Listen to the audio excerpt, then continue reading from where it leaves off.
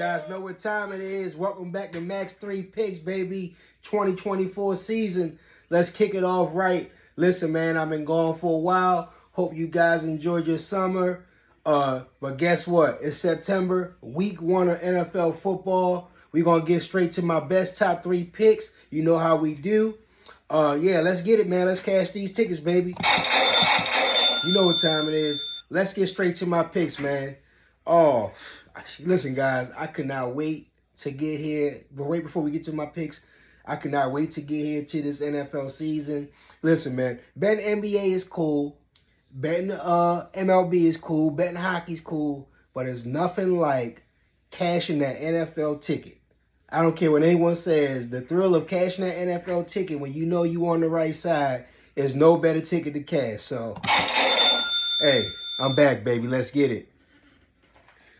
Oh, and what a bad beat last night, guys. I know you guys seen it likely with the toe tap. Oh, almost remind you of the Durant at the three-point line. Toe on the line, baby. Didn't count. It is what it is. But like I told my homeboy yesterday, I already knew what time it was. I know my team, man. And based on what I seen in preseason and some things we got to clean up, especially on our offensive line, we got to clean that up.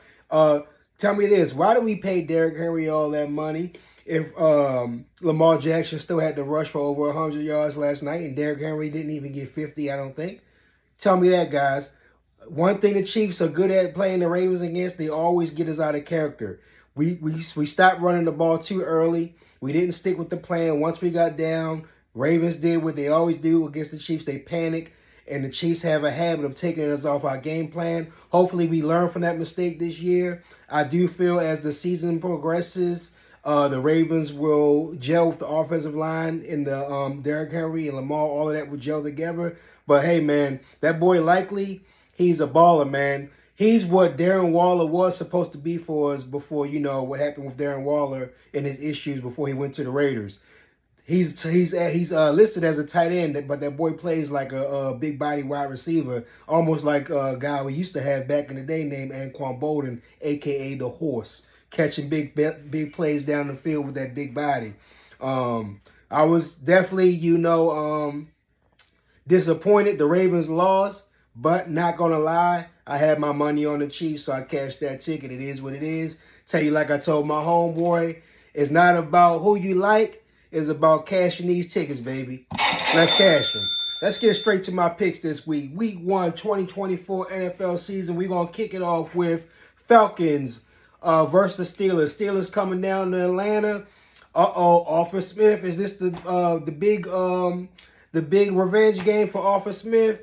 Arthur Smith just got fired from the Falcons last season. Now he's the offensive coordinator at the Pittsburgh Steelers with Russell Wilson. Who's going to start? They said Russell Wilson's going to start. That's what Tomlin said.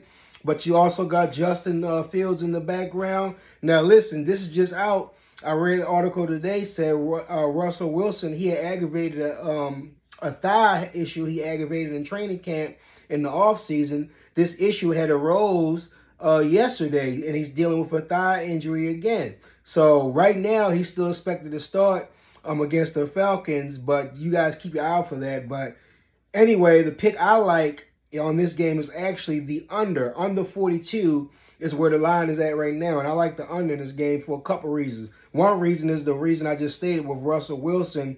Even if Russell Wilson was healthy, guys, totally, let's be honest, he's not the same Russell Wilson we had in the past. He's not as mobile as he was in the past. Me personally, I would be starting Justin Fields. Yeah, Justin Fields might be more inaccurate with his passing, but he still gives me that dynamic effect with his legs, almost that Lamar effect with his legs. So I like the under for even whoever starts, whether Russell Wilson starts or Justin Fields starts. I like the under because Russell Wilson's he's not mobile.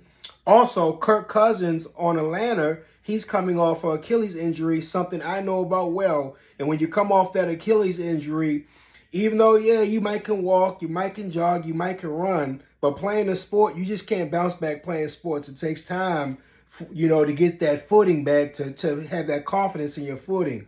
So I expect a lot of running the ball against these two teams. Expect a lot of Robinson. Expect a lot of Najee Harris, a lot of Warren, a lot of dump off stuff. I don't expect a lot of deep, high scoring passes down the field in this game. I think it's going to be a slow, methodical game.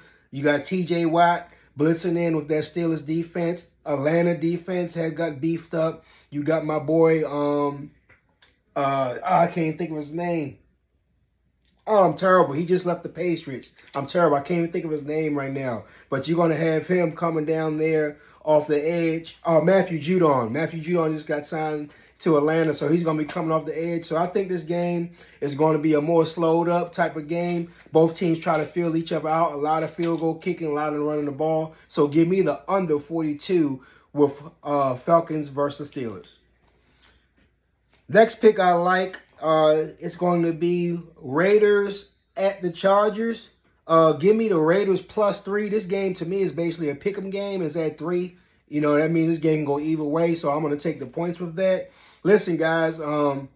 Justin Herbert also coming off a major injury, even though they're saying he's good to go now. But my thing is, you also got a new head coach in Jim Harbaugh, John Harbaugh's brother, that is back in the NFL now. You got him coming back to the NFL with a totally new team. They got to get used to how he does things.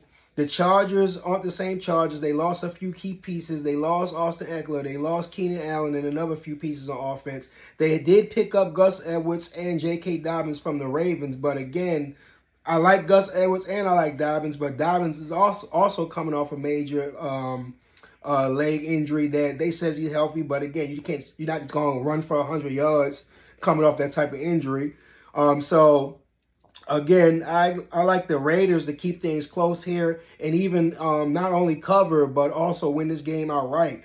One thing I know about the Raiders, ever since they got the new head coach, they play for that guy, man. And Gardner Minshew, say what you want about him, he's a glorified backup or whatnot, but he balls just like last year in the Colts. He took the Colts almost to the playoffs last year, so he's not going to be scared to throw the ball down the field to Davante Adams, unlike other quarterbacks the Raiders had last year when Davante Adams was getting frustrated because they wasn't seeing when he was wide open throwing the ball to him down the field, aka Jimmy G. Gardner and Minshew, he's going to feed Davante Adams. I feel like the Raiders, the Raiders are always going to play tough. I feel like the Chargers, not saying they won't be a good team this year, but right now, I feel like they still going to have to put them pieces together. So I like the points with the Raiders here. Give me the Raiders +3. And for my final pick, it's going to be the Buccaneers versus the Commanders. Listen, man, I like Jaden Daniels. I like them in LSU, and I even like them here in the Commanders, but not in this particular spot. I don't like them here for a couple reasons. One, you got this is his rookie debut into the NFL on the road in Tampa Bay against a Todd Bowles defense. Say what you want about the Buccaneers, but Todd Bowles defense is always pretty stout, especially up front. So I don't like this scenario for Jaden Daniels. Not saying he won't have an okay game on Sunday, but I don't think he'll do well enough to get out with the win. On the other hand, I do like a second year with Baker Mayfield, with Mike Evans, Chris Godwin, Rachaad White. I do think they have enough firepower to pull off this win in Tampa. So give me the Buccaneers money line. Currently, if you want to mess around with the spread, is at 3.5. If it goes to 3, I might take the spread. But right now, I don't like the hook on it, so I'm going to take the Buccaneers money line in this game. I do think Baker Mayfield has enough juice to push the ball down the field to get the win in Tampa in Week 1 against Jaden Daniels. So let's get over my picks again, guys. Again, I'm taking the under 42 with the Falcons and Steelers game. I'm taking the +3 Raiders against the Chargers, and I'm taking the Buccaneers money line against the Commanders. Yes, sir.